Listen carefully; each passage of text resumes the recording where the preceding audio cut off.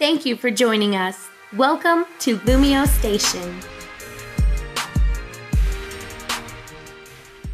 How's my family doing? My name is FeintAttacks, welcoming you guys to a brand new top 5 here on LumioseStation. Now, over the past few weeks, we've had certain comments, and I've been reading them. You know, I try to focus on feedback all of the time when it comes to top 5s, whether it's like my channel or Lumiose's channel. I try to focus on that, and then I try to improve. Now, over the past few weeks, we've been doing the top 5 mega evolutions I want to see from different regions, and I've been reading all the comments. Like I said last time, I want you guys to just jot down some thoughts and whatnot of what you want to see for next week's top 5, and considering that there is like a load of it, I'm still reading through all the comments. So today I thought that something I've not done on my actual channel, I really wanted to do this, but I thought it would be perfect time. I wanted to go ahead, and a lot of people actually suggested this. It's the top 5 evolutions. Now my friends, I'm gonna let you know, right?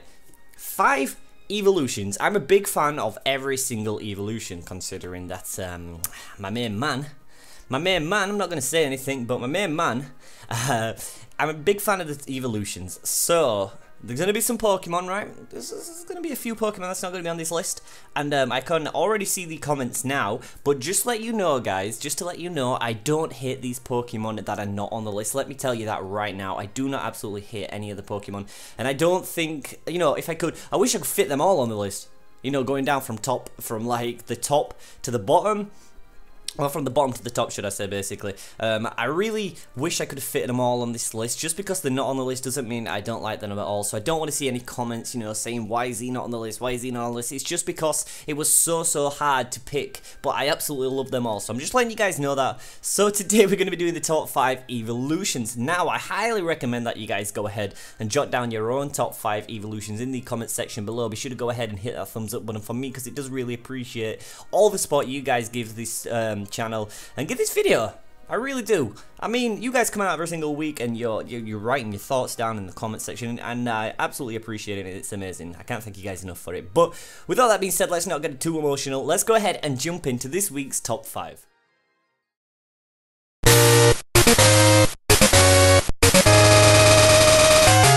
Alright, kicking off the list at number 5 on this week's top 5, we have JOLTEON. Now, original Kanto evolution, which is pretty incredible. I absolutely do love JOLTEON.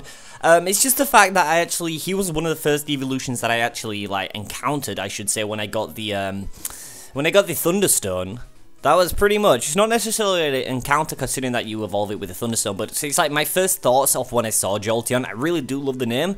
I don't know, Electric Jolt, it really works so nice with JOLTEON, and I know it's so, like, original that it just makes sense to have his name JOLTEON, but it's pretty insane. Looking at his stats right now, you can see it on the layout now. We've got 65 in HP, attack at 65, defense at 60, special attack at 110, special defense at 95, and a speed at 130. Now, something to notice with all the evolutions, they do all have a total stat base of 525. Now, every single evolution has this, so I think that's pretty cool. Don't you guys agree? I really do think that's cool. Another thing to notice that is the quick feet ability that JOLTEON actually gets. Now, this was introduced in Generation 6. Only 9 Pokemon can actually have this ability.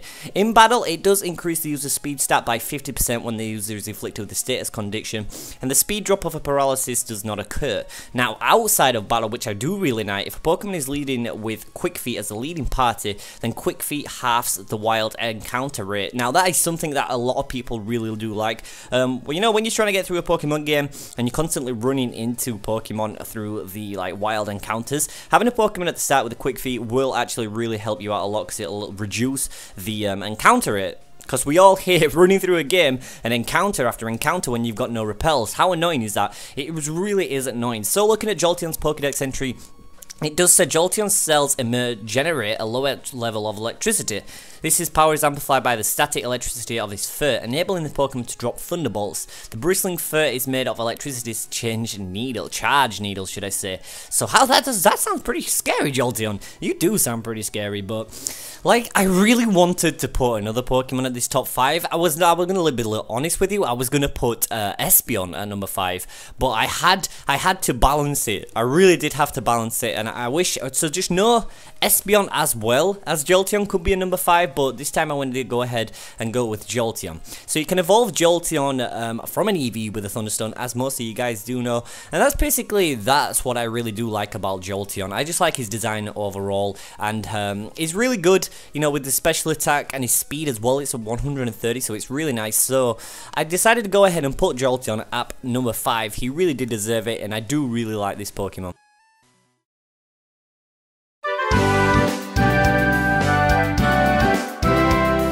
Coming in at the number 4 spot on the list, we have SYLVEON. I was so happy when this Pokemon got announced when X and Y was just around the corner, and basically because I really do like the SYLVEON, like, I love his actual design, or hers, or whatever it is, even if it's obviously, I don't even know, looking at it, it could be a boy or a girl, but it really does look really nice. I absolutely love the design. I love the eyes. Oh, how kawaii do they look? Honestly, they look so good. Now, when it comes to SYLVEON's ability, which is Pixelate, we all know what Pixelate basically does. It was an ability introduced in Generation 6, where only other 3 Pokemon have this ability, and they're actually all fairy types as well, so that's pretty interesting to think about.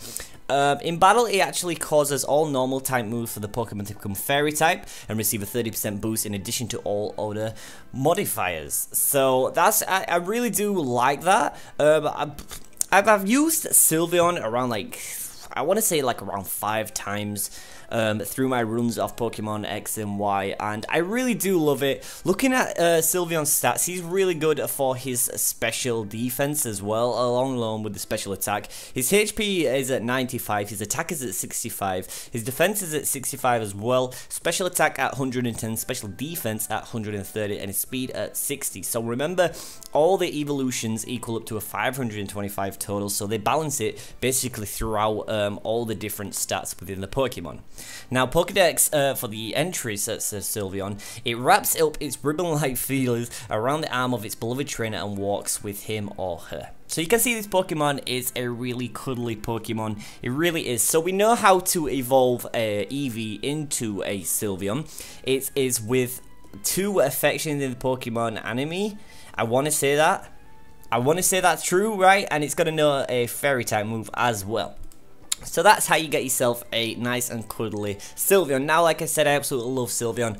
I love its design, and I was really happy this Pokemon got announced. And I really needed to put this guy on the list. He could have actually gone to number 3 if it wasn't for a certain Pokemon. But he really could have fit at that spot. But I do really love SYLVEON. Like I said, I'd use it every time I've run through Pokemon X and Y, and it's only been around like 5 times I've done it myself. But if I'll ever get the chance to get a SYLVEON, I really will. I absolutely love this Pokemon and definitely deserve to be on this list at number 4.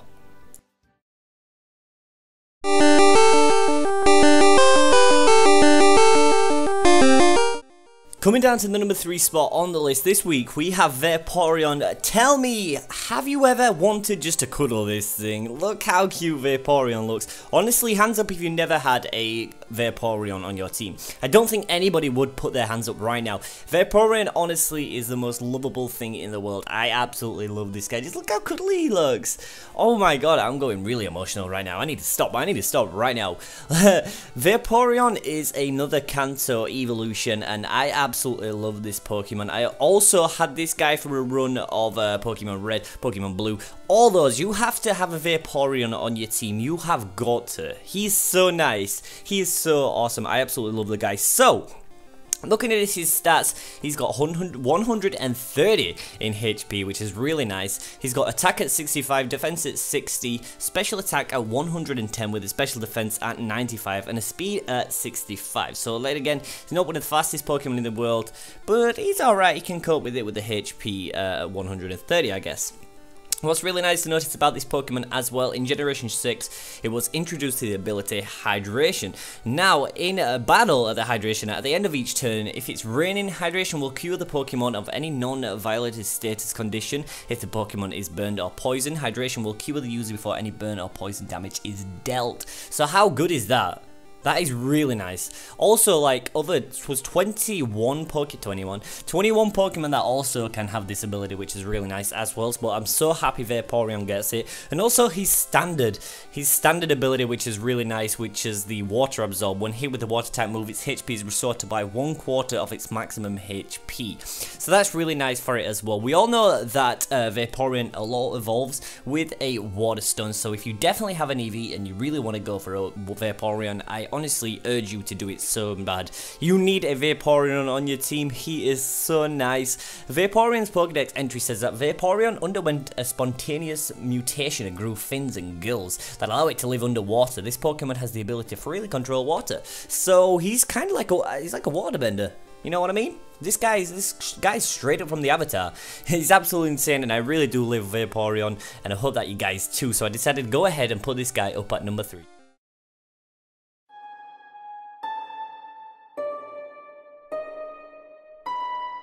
Coming down to the final 2 spots on the list this week, at number 2, we have GLACEON. I'm pretty sure this guy always makes his return. He was in the top 5 shinies, right? And now he's back here in top 5 Eeveelutions. Honestly, GLACEON, I absolutely love you to death, dude. I could go on and talk about this guy for hours. Why I absolutely love it, but I've got to keep it to a minimum of 2 minutes. So I guess we'll start off there. Now, looking at GLACEON's stats, he's got 65 in HP, attack at 60, defense at 110, special attack at 130, special defense at 195, should I say, and speed at 65. So pretty decent. Remember, 525, got to balance it through that. So his special attack is really nice as well as long as his defense. So he can take a hit, but he's pretty fragile when it comes to competitive. So he's not going to really take that many. But he's decent, I guess. Pretty decent. I really do like him, but it's overall his design on why I love it, and a lot of people don't really they don't think that it's shiny changes that much, and I don't know why I like it shiny like I do, but I absolutely do love it shiny, and I don't know why. It only brightens the colors a little bit, and not a lot of people will agree with me on that, but I really do like it shiny, and I don't know why. I honestly don't know why. GLACEON's Pokédex entry says that by controlling its body heat, it can freeze the atmosphere around it and make it a diamond dust flurry. My god, that sounds like something you get from McDonald's, you know, one of those McFlurries? You know, like the ice creams? Oh, dude. So if you had a GLACEON, you could just get like a McFlurry anytime you want. Dude, we need a GLACEON, like, right now. Its effect, when it comes to its ability, it has the... Oh my god, I've absolutely forgot my mind. What is he called? Snowcloak. There we go. Oh my, it just absolutely just came out of my mind there. So during a hail, the invasion of a Pokemon with this ability is increased by 20%. A Pokemon with this ability will take no damage from hail if it otherwise would. Now from generation 5 and onward, during hail, the evasion of the Pokemon with this ability is now increased to 25%. And I really do think what I like about Snowcloak as well, if it's outside of battle, if Pokemon with Snowcloak is leading the party in an area with a blizzard, so on your way up to Snow Point, the Snowcloak decreases the wild Pokemon encounter rate by 50. Also, this is within the X and Y when you're on the back of the Mamoswine as well, when you're heading up to there. That's when, so it's really nice to have a GLACEON on your team, you know, so that he can prevent the wild encounter rate, I guess, which is really nice about it as well. And that's what I really do like about this Pokemon. I mean, GLACEON is one of those overall lovable Pokemon, and I really do, and I like it. Its hidden ability is alright, I guess. I mean, it is Ice Body, so during hail, a Pokemon with Ice Body will begin to regain 1/16 of its maximum HP at the end of each turn. So it's decent, I guess, but I prefer the Snowcloak just for some strange reason. I don't know, but that's me. But yeah, really need to decide to go ahead and put GLACEON up at number 2. He does evolve by training up an Eevee around an ice rock. So get a GLACEON. He'll make you a McFlurry. He absolutely does deserve that. So I decided to go ahead and put this guy up at number 2.